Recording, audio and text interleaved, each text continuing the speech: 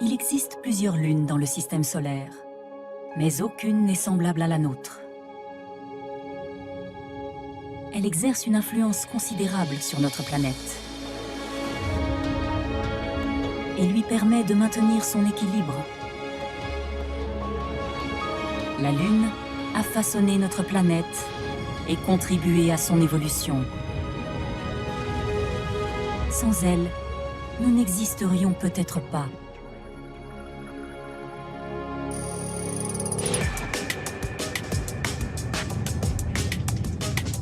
Nous oublions l'importance de cet astre qui brille à plus de 400 000 km de nous. Mais que se passerait-il s'il était situé ailleurs? Plus loin, ou plus près? La Terre en serait-elle transformée?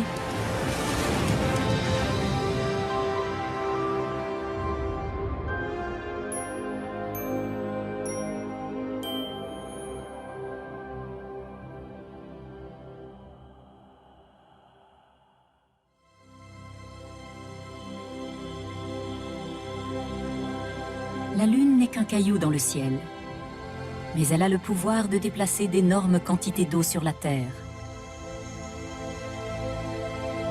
C'est ainsi que chaque jour, elle donne vie au Loch Etive, sur la côte ouest de l'Écosse. À marée haute, 66 millions de tonnes d'eau de mer quittent l'océan et entrent dans le loch, pour en ressortir à nouveau à marée basse.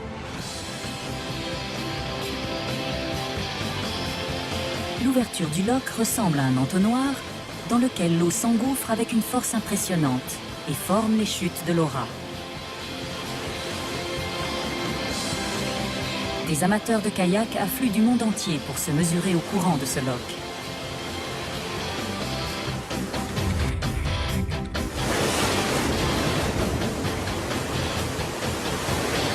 Ils vivent pendant quelques heures une folle expérience aquatique.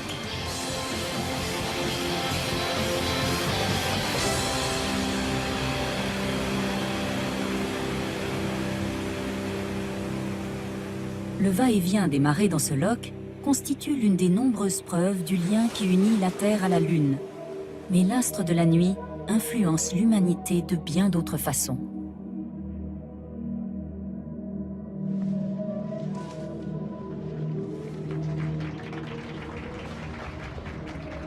« 1969. 12 hommes s'apprêtent à réaliser un rêve ancestral, aller sur la Lune. Ce voyage, qui est un moment fort dans notre histoire d'amour avec la Lune, va nous permettre de mieux connaître notre voisine la plus proche.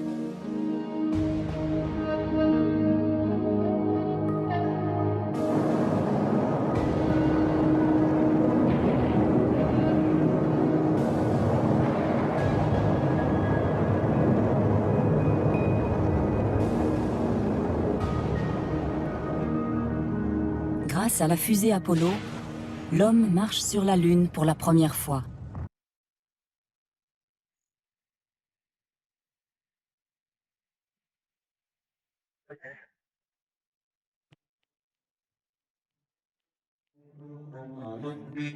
I wish I was a spaceman, the fastest guy alive. I'd fly you round the universe in Fireball XL5. Les images des premiers pas de Neil Armstrong resteront à jamais gravées dans les mémoires.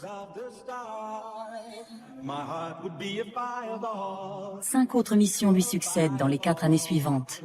Every time I gaze into your starry eye. Mais depuis cette époque, la Lune semble avoir perdu de son attrait. La conquête lunaire, qui représentait un nouveau monde à explorer, semble désormais désuète. L'objet de notre enthousiasme est retombé dans l'oubli.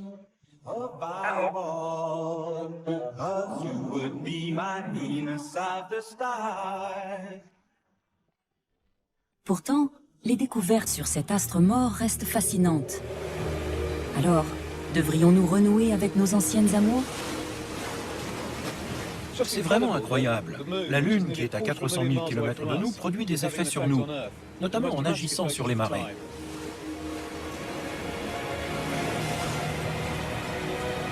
La gravité est à la source des marées. Cette force universelle nous permet de rester les pieds fermement posés sur le sol, tout en maintenant la Lune en orbite autour de la Terre.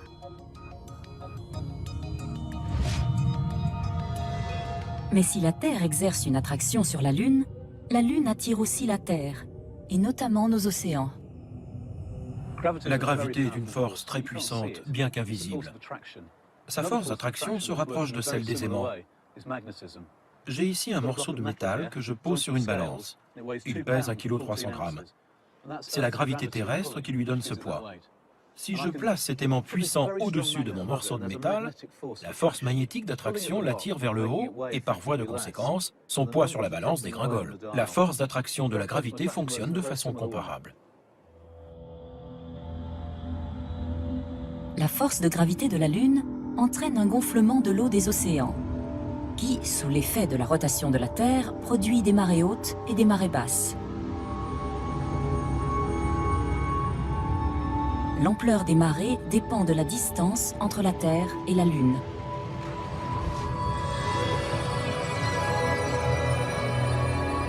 Si la Lune était située un tout petit peu plus près de la Terre, les marées seraient plus amples.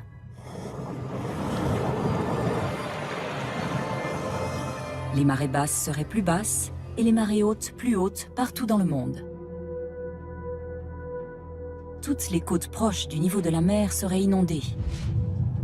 Mais que se passerait-il si la Lune était encore plus proche de la Terre?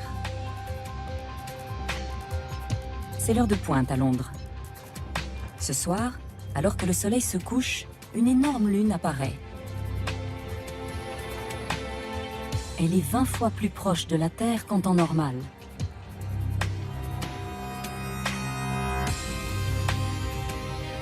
Sa force d'attraction est multipliée par 400.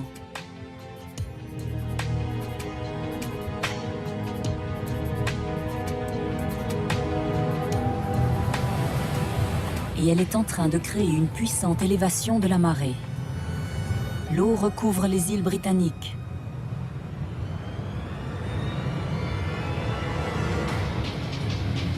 Londres est submergée.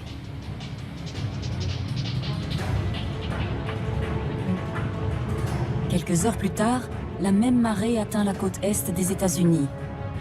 Et l'histoire se répète.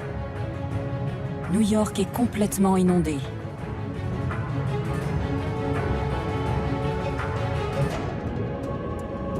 Tout cela est l'œuvre de la Lune.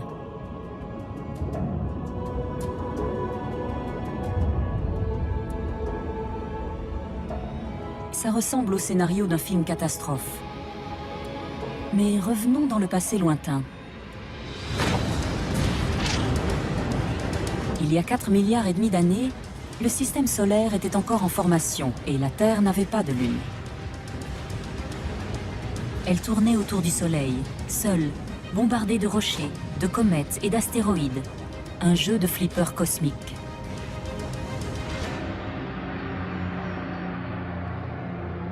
Aujourd'hui, la Terre ne montre pas de cicatrices de cette attaque ancienne. Pour imaginer l'étendue des dégâts, le professeur Ed Bell Bruno se rend dans le désert de l'Arizona. Un trou large d'1,5 km est visible dans le sol. Ce cratère qui a été creusé par la collision d'un objet de 50 mètres de long ne représente qu'une infime partie de ce qui s'est passé à cette époque. La Terre n'a pas été percutée par un, mais par des millions d'objets. Ça a dû être pire qu'une guerre nucléaire. Et ces milliards de rochers se sont agglomérés pour former un objet bien plus inquiétant. Une protoplanète, Theia, qui menaçait de percuter la Terre. Imaginez un objet très brillant, comme une étoile. De jour en jour, il grandit et finit par former une planète gigantesque qui occupe tout le ciel et se dirige vers vous. Theia heurte violemment la jeune Terre. Son noyau fusionne avec le noyau terrestre, projetant d'énormes quantités de roches liquides en orbite. Si vous aviez pu assister au spectacle, vous auriez vu le ciel s'illuminer d'une lueur orange, correspondant au magma en ébullition inondant le ciel. Du fait de son état liquide, ce magma a facilement fusionné et formé un objet sphérique qui allait devenir la Lune.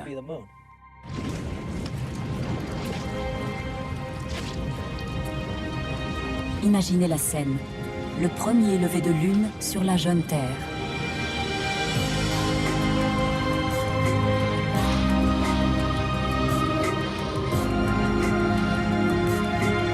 Notre planète a une voisine, une lune en fusion qui tourne en orbite à 22 000 km d'elle et qui la métamorphose.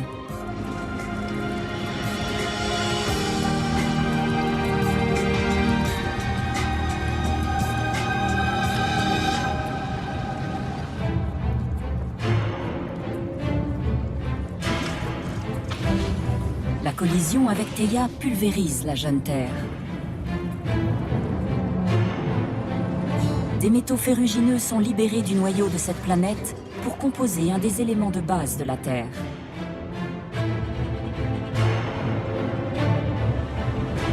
Des gaz comme le méthane, le monoxyde de carbone ou l'hydrogène envahissent l'atmosphère terrestre. Des gaz qui sont à l'origine de la vie.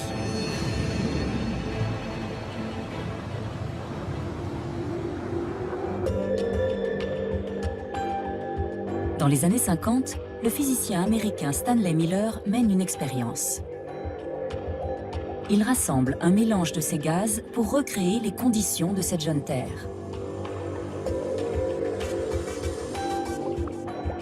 Il en résulte un mucus marron rempli de micro-organismes protéiques.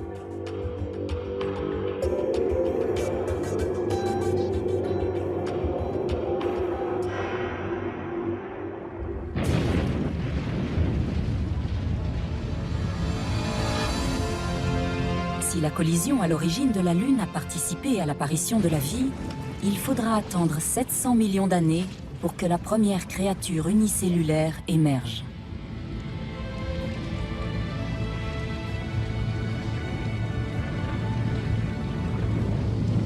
Pendant que la Terre refroidit, les vapeurs d'eau condensée forment les océans.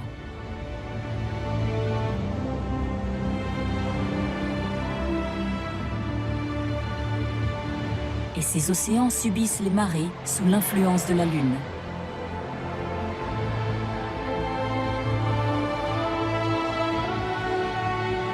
Récemment, les scientifiques se sont concentrés sur le rôle joué par les marées dans la formation de la vie sur Terre.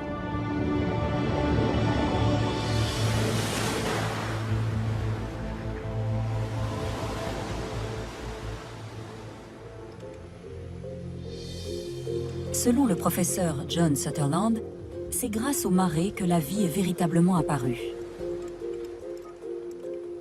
Et voici comment. Il recrée dans un tube à essai les conditions initiales des océans en y mélangeant de l'eau aux éléments chimiques présents à l'époque.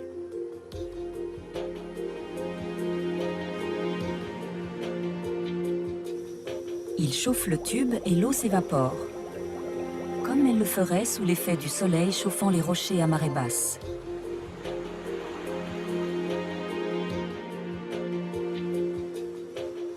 Dans le tube, la chimie de la vie s'assemble.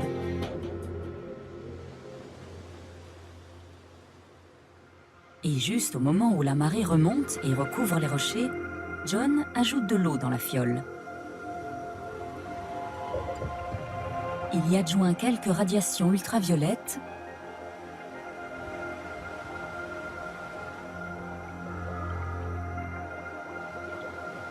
et les composants chimiques sont transformés par la lumière qui illumine la jeune Terre. On commence avec quelques composants chimiques très simples qu'on dissout pour imiter les bassins des marées naturelles. Ensuite, on amène l'eau à s'évaporer pour imiter l'évaporation du bassin de marée. On rajoute à nouveau de l'eau, puis on irradie avec des rayons ultraviolets. Des conditions très simples. Ces conditions simples, l'hydratation puis le séchage rendus possibles par le pouvoir de la marée de la Lune, ont créé un phénomène remarquable. En effet, une analyse moléculaire montrerait la formation de 2 blocs d'ARN, ou acide ribonucléique, la molécule biologique présente chez pratiquement tous les êtres vivants. On obtient des molécules d'une grande complexité, produites à partir de matériaux très simples et sous l'effet de conditions très simples. L'ARN qui est la molécule la plus ancienne à l'origine de la cellule vivante, pourrait bien être apparue grâce aux premières marées causées par l'attraction lunaire.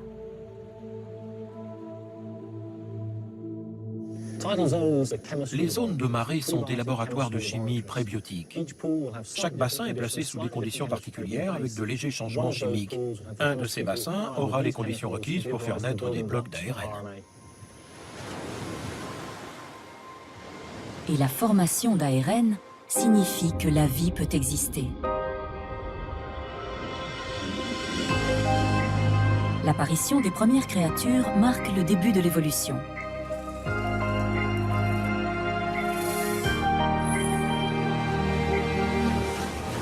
Depuis cette époque, la Lune continue à veiller sur nous.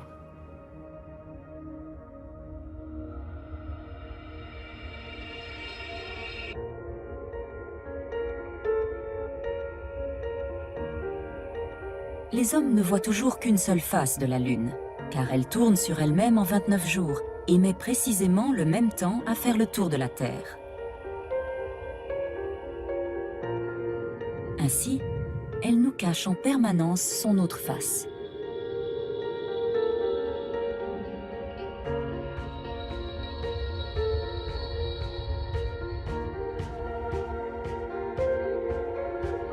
Les missions d'exploration ont révélé que cette face cachée comportait de nombreux cratères, chacun d'entre eux causé par l'impact d'un astéroïde qui aurait tout aussi bien pu entrer en collision avec la Terre et mettre un terme à la vie dès ses prémices.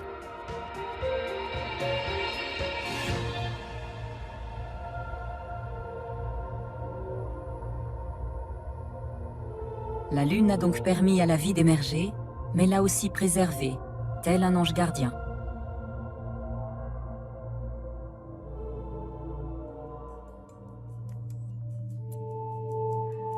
Il y a 5000 ans, les habitants d'une des îles de l'archipel des Hébrides extérieurs pensaient que la Lune les protégeait. Ils érigèrent des mégalithes en forme de cercle, un véritable exploit au vu du peu d'outils à leur disposition.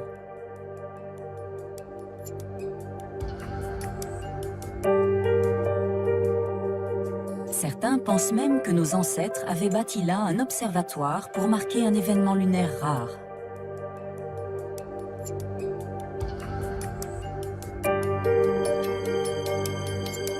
Comme la Lune tourne en orbite, tous les 18 ans et demi, elle passe par une phase appelée arrêt lunaire, au cours de laquelle elle est à peine visible à l'horizon.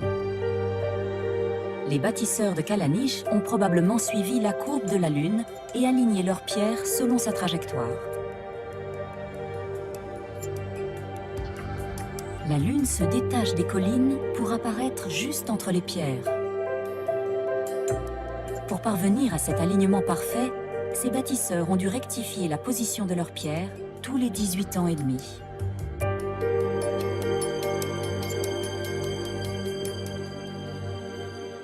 Pourquoi se donner tant de peine ?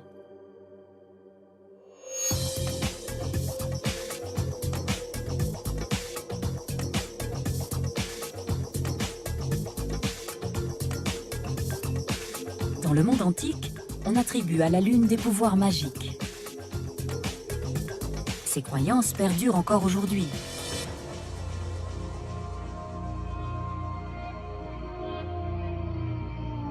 Les rythmes biologiques naturels mettent en évidence son influence sur les cycles de la vie sur Terre.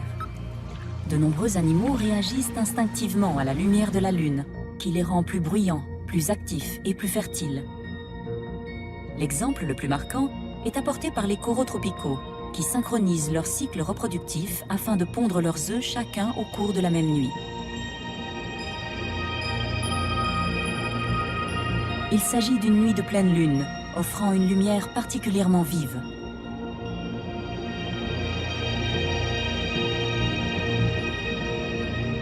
Peu d'autres animaux sont aussi sensibles au rythme de la lune.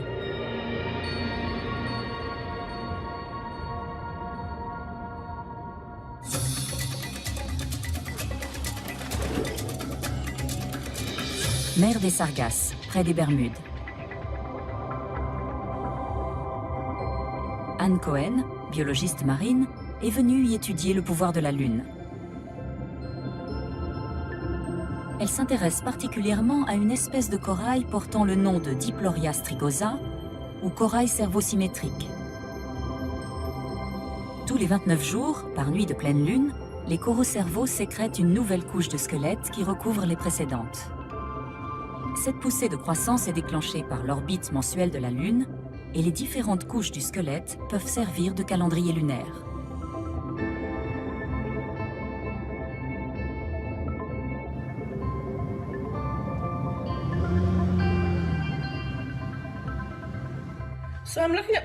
J'ai devant moi un corail que nous venons de sortir de l'eau. En l'observant à l'aide d'un microscope, on remarque de nombreuses crêtes. Nous savons que ces crêtes sont sécrétées les jours de pleine lune. Chaque crête correspond à un mois de croissance du corail. Et celui-ci est constitué d'environ 65 crêtes. On peut se fier à ces couches mensuelles pour estimer l'âge du corail. S'il y en a 65, on peut estimer que le corail est âgé d'environ 5 ans et demi. Certains coraux nous informent sur un passé beaucoup plus lointain. Voici un corail fossile de la période dévonienne, vieux de 400 millions d'années. Sur ce corail, outre les couches mensuelles, on peut aussi observer des couches annuelles superposées. Il y a même des couches quotidiennes, distantes d'1/4 de millimètre les unes des autres. En comptant le nombre de couches quotidiennes de ce corail fossile, on ne trouve pas les 365 couches qu'on pourrait imaginer trouver au cours d'une année, mais 400 couches quotidiennes. On peut en conclure qu'il y a 400 millions d'années, il y avait 400 jours dans une année et non 365, soit 35 jours de plus dans une année. En divisant le nombre d'heures annuelles par 400, on aboutit à une étonnante conclusion. Au cours de la période dévonienne, à l'époque où ce fossile vivait, les journées duraient 21 heures et 55 minutes. La Terre a ralenti sa course.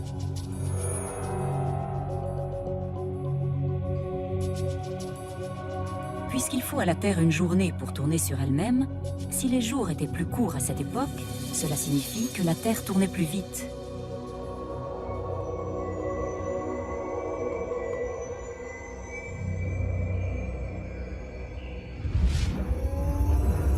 Il y a plusieurs milliards d'années, quand la Terre était encore en fusion, elle tournait tellement vite que les jours ne duraient que 5 heures. Comment expliquer ce ralentissement? Il est dû à la Lune. La Lune en formation exerçait une attraction si forte qu'elle a ralenti la vitesse de rotation de la Terre. Et ce phénomène se poursuit. Lors de sa rotation, les frictions entre les gonflements des océans et le sol des océans ralentit la course de la Terre, et nos jours continuent de s'allonger. Mais qu'en est-il de la Lune? Elle subit l'influence de la rotation de la Terre, et alors que celle-ci ralentit, la vitesse de rotation de la Lune, elle, s'accélère. Et quand un objet en orbite accélère, il y a des conséquences.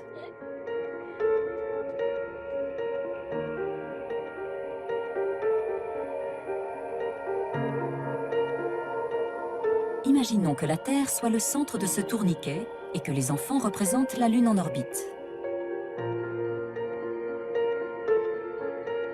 Si le tourniquet accélère, les enfants sont projetés vers l'extérieur. Normalement, la Lune subit la même force. Son orbite est de plus en plus large et elle s'éloigne de la Terre.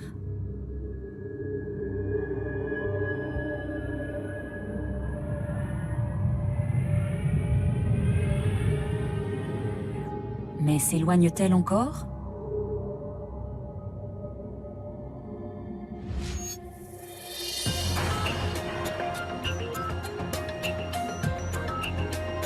Pour le savoir, rendons-nous à l'observatoire d'Apache Point au Nouveau-Mexique, où se trouve l'un des plus grands télescopes des États-Unis.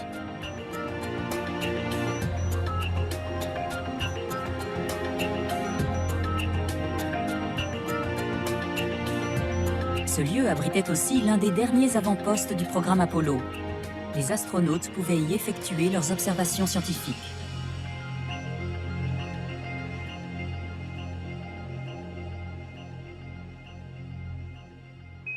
Lors de 3 de leurs missions sur la Lune, les astronautes de l'équipage Apollo ont laissé derrière eux des catadioptres dotés de petits miroirs. Celui-ci provient d'Apollo 15.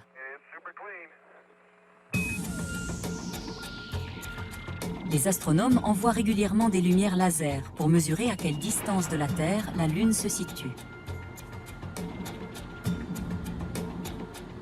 Une fois qu'on s'est bien centré sur Apollo 15, on est prêt à allumer le laser. Rosette Macmillan travaille sur le programme laser de l'observatoire d'Apache.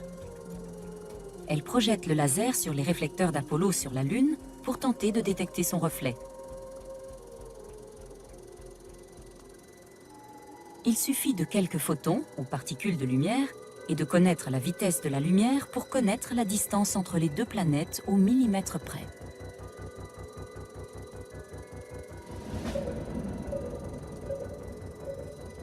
Nous ne parvenons pas à obtenir le photon par pulsation que nous avions prévu. À l'heure actuelle, c'est plutôt un photon pour 10 pulsations, mais c'est déjà pas mal. L'ordinateur traite ensuite les données mesurées pour en tirer des moyennes. À l'instant présent, la distance Terre-Lune est de 393 499 km, 257 mètres et 798 mm, très précisément. Les astronomes utilisent cette technique de laser depuis les années 70.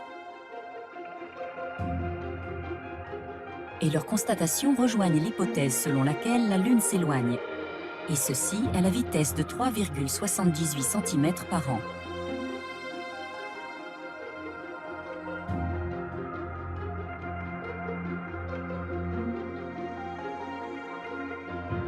Est-ce si important ?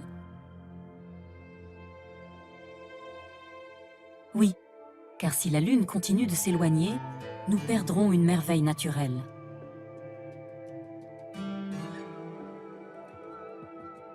La Lune est 400 fois plus petite que le Soleil, mais elle est aussi 400 fois plus proche de la Terre. Sa taille semble dès lors identique, ce qui nous permet de profiter d'un des spectacles les plus époustouflants, l'éclipse totale. Le disque lunaire recouvre parfaitement le Soleil. Mais ce phénomène ne peut exister que parce que la Lune est à la distance parfaite de la Terre, du fait d'une coïncidence cosmique.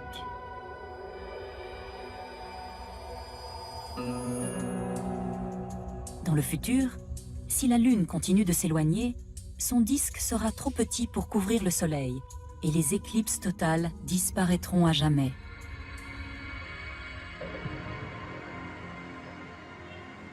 Mais quels seront les autres effets de l'éloignement de la Lune ?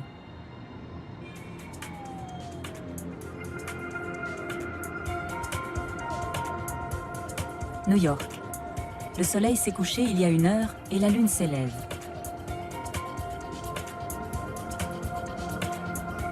Elle paraît normale.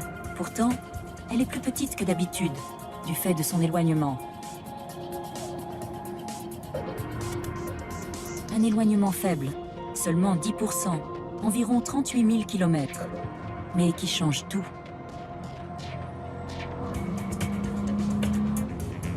La course de la Terre a ralenti, et les jours sont plus longs. Le Soleil ne se lèvera ici que dans 20 heures.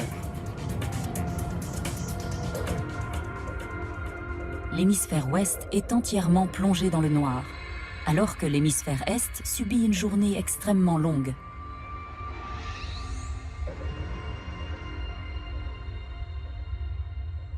Un faible éloignement, d'à peine 10%, a complètement transformé notre planète.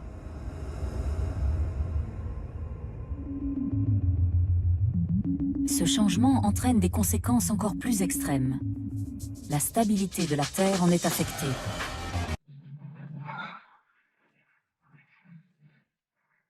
Car en plus de gérer les marées et la vitesse de rotation de la Terre, la Lune assure aussi sa stabilité. Quand vous faites tourner un ballon de basketball sur votre doigt, il faut conserver une certaine vitesse pour maintenir sa stabilité. Il peut tourner un bon moment, mais dès qu'il ralentit, il risque de tomber. La Terre subit le même phénomène. Tant que la vitesse de la Terre était élevée, la stabilité était assurée. Mais depuis que sa rotation a ralenti, c'est la Lune qui maintient sa stabilité et l'empêche d'osciller. Son angle d'inclinaison reste constant grâce à l'attraction lunaire.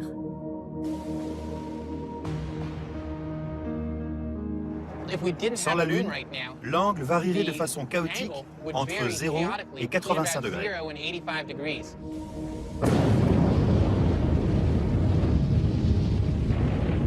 Depuis la collision qui est à l'origine de la Lune, la Terre est penchée, tournant sur un angle de 23 degrés, et cette inclinaison joue un rôle sur notre climat.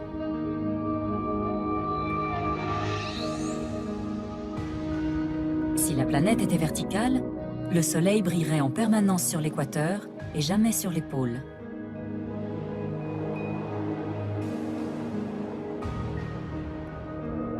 Grâce à son inclinaison de 23 degrés, les rayons solaires atteignent la Terre différemment suivant les moments de l'année. Ce qui donne lieu à des périodes humides, sèches, chaudes ou froides, c'est-à-dire aux saisons.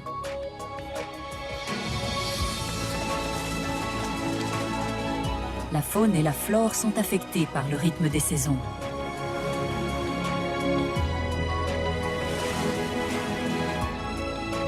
L'explosion de vie du printemps, la douceur des journées estivales, les migrations automnales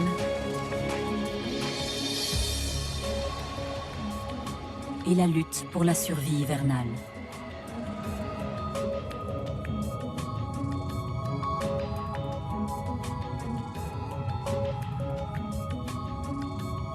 Si la Lune s'éloigne et ne joue plus ce rôle stabilisateur, l'inclinaison de la Terre changera et dans quelques millions d'années, la température de notre planète variera entre 0 et 90 degrés. Pendant 3 mois d'affilée, les pôles seront exposés au soleil en continu.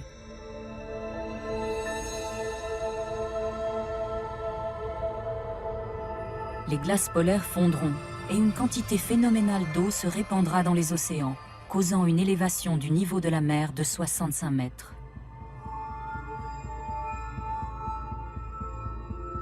Les villes côtières seront toutes englouties, ainsi que la plupart des îles, à part quelques-unes qui seront complètement défigurées.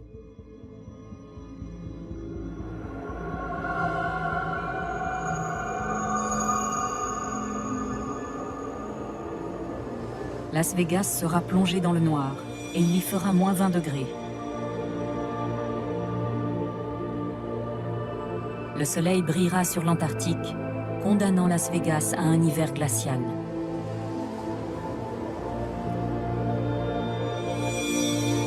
Mais au printemps, la neige fondra et le soleil s'élèvera haut dans le ciel. En été, le soleil ne se couchera plus, pour culminer en automne et s'effacer sous la ligne de l'horizon dans un hiver complètement obscur.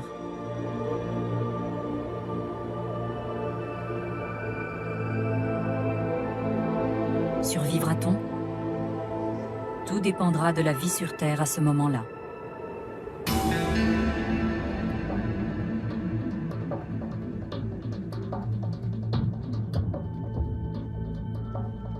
Lynn Rothschild est astrobiologiste à la NASA. La vallée de la mort est l'endroit le plus torride d'Amérique du Nord. Quand la Lune va s'éloigner de la Terre, il y aura des périodes où la Terre basculera de son axe. Il y aura alors des endroits où il fera bien plus chaud que dans la vallée de la mort en plein été et terriblement froid, plus froid qu'en Antarctique en hiver. Il existe des organismes susceptibles de survivre à des températures polaires, notamment les pingouins. Mais à des températures très élevées, les biomolécules commencent à se désagréger. Par exemple, à 72 degrés Celsius, la chlorophylle se désagrège et au-delà, la membrane des cellules fond comme du beurre dans une poêle. Les protéines sont endommagées, les acides nucléiques se détachent et se liquéfient. Tout le matériel génétique est abîmé.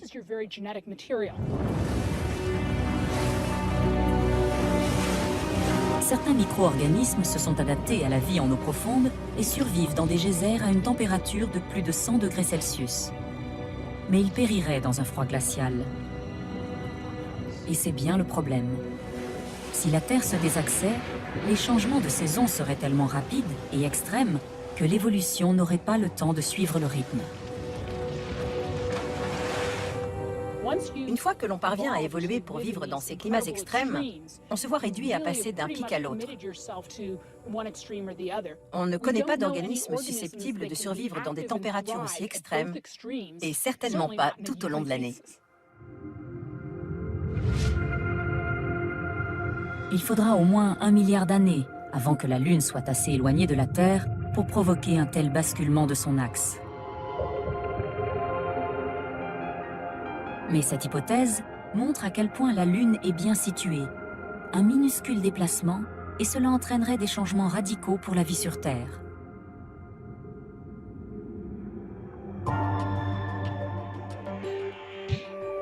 Qu'en est-il de la vie extraterrestre? Sommes-nous seuls?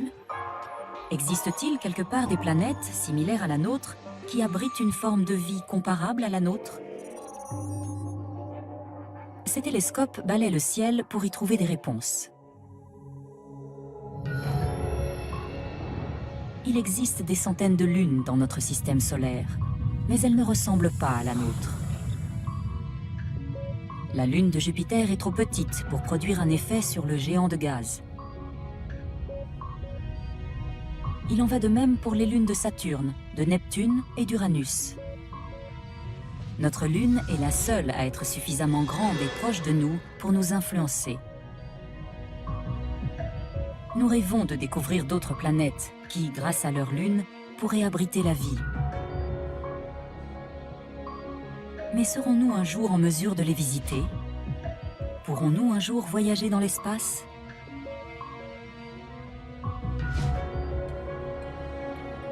Il se peut que la Lune nous aide à y parvenir. Jusqu'à présent, seules 12 personnes ont marché sur la Lune. Basalt is in bag 512. Got it. That's 20 pounds of rock. As you come around there, there's a rock in the near field on this rim. Elles ont rapporté avec elles un chargement très précieux. Good show. 380 kilos de roches lunaires. Les géologistes qui ont analysé ces roches ont découvert beaucoup d'informations sur la Lune, ainsi que sur l'histoire du système solaire, mais n'ont pas trouvé ce qu'ils cherchaient.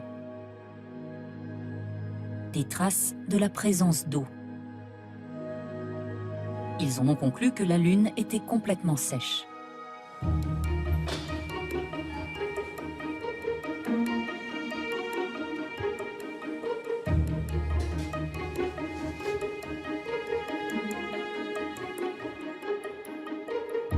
Les roches lunaires sont conservées dans un espace sous vide, dénué de toute impureté. Gary Lovegren est conservateur à la NASA.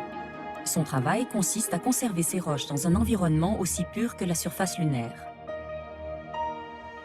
Quand on observe ces roches, on remarque à quel point elles ont l'air pures et parfaites. Tous les cristaux brillent. C'est ce que tout le monde dit en les regardant. Toutes les roches terrestres, même propres, sont marquées d'une façon ou d'une autre par la présence de l'eau qu'elles contiennent, du fait qu'elles sont apparues à la surface en tant que roches volcaniques. Sur la Lune, on ne retrouve pas ces traces. C'est ce qui nous a amenés à conclure que la Lune était sèche et inerte, et nous l'avons cru pendant 40 ans. Aujourd'hui, les scientifiques se ravisent. Des prélèvements récents, issus de quelques-uns des cratères les plus profonds de la Lune, montrent des traces de glace. D'eau glacée, provenant de comètes qui se sont écrasées sur la Lune il y a des milliards d'années. Cette découverte pourrait révolutionner l'exploration spatiale. On pourrait séparer l'hydrogène et l'oxygène de cette eau et les utiliser comme carburant pour fusée. On pourrait se ravitailler en carburant et éviter d'en emporter de trop grandes quantités sur la Lune. Le combustible est précieux et très cher.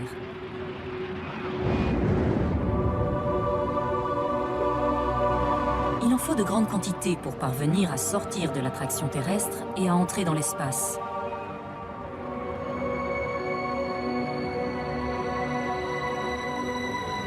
Mais si on pouvait se ravitailler sur la Lune, cela changerait tout.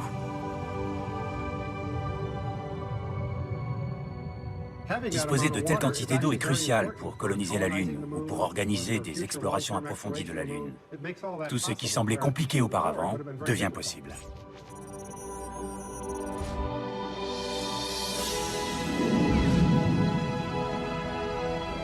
Il se peut que la Lune serve un jour d'escale dans l'exploration du système solaire. Les astronautes pourraient s'y ravitailler en carburant avant de poursuivre leur voyage. Mais si cette hypothèse semble trop futuriste, il existe un homme qui a un projet beaucoup plus concret. Se servir de la Lune pour engendrer de l'énergie.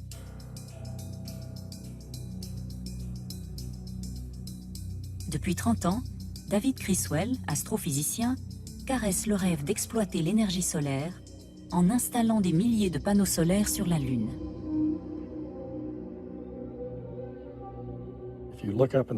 Quand on regarde la pleine Lune, on regarde 13 000 terawatts d'énergie. En allant sur la Lune, nous pourrions récupérer cette énergie à faible coût et la renvoyer sur la Terre.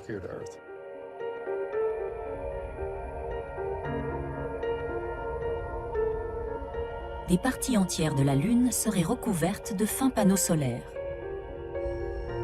L'électricité serait ensuite renvoyée sur Terre par micro-ondes. Et comme il n'y a pas de nuages sur la Lune, on pourrait se fier à la réverbération permanente du Soleil sur cet astre. La Lune est plus intéressante que la Terre parce qu'elle n'est perturbée par aucune influence environnementale. Il n'y a pas d'eau, pas d'air, pas de vibrations mécaniques. On n'a donc pas besoin d'infrastructures lourdes. Les panneaux solaires lunaires pourraient être aussi fins que du papier journal. Selon David Criswell, ce serait un excellent moyen pour répondre à nos besoins énergétiques croissants.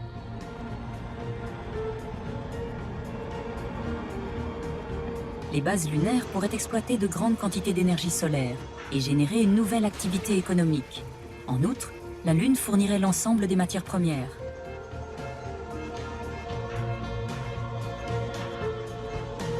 Quand on regarde la Lune, on voit essentiellement de la poussière. Elle pourrait être transformée en fibre de verre. On pourrait s'en servir pour fabriquer des containers, des tiges, des tuyaux et des choses de ce genre. Il s'agit de développement durable. Ce projet coûterait au moins $1 demi-trillion. Mais c'est moins que ce que dépense l'industrie pétrolière en 2 ans pour extraire le pétrole du sol. David Criswell pense savoir pourquoi aucune base d'énergie solaire n'a encore été créée sur la Lune. Si nous ne l'avons pas fait, c'est parce que nous ne sommes pas restés sur la Lune dans les années 70. Si les États-Unis y étaient restés et s'étaient concentrés sur l'utilisation des matériaux lunaires, nous aurions pu débuter ce projet en 1980. Nous devons retourner sur la Lune. On en a perdu l'envie, mais c'est psychologique. Ça n'enlève rien au fait que nous pourrions y faire de grandes choses.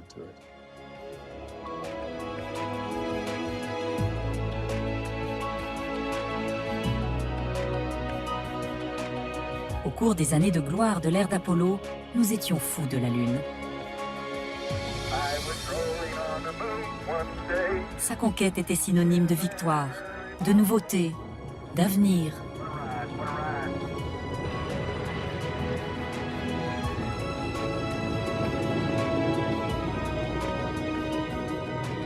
Puis notre intérêt s'est progressivement tari et nous sommes passés à autre chose.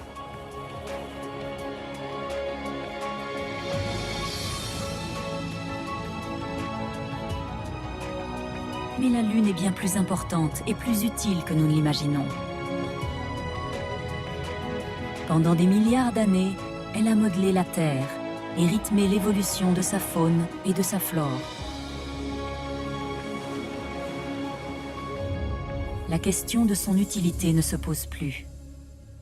Non seulement nous ne pourrions pas nous passer d'elle, mais elle pourrait même à l'avenir contribuer à notre préservation.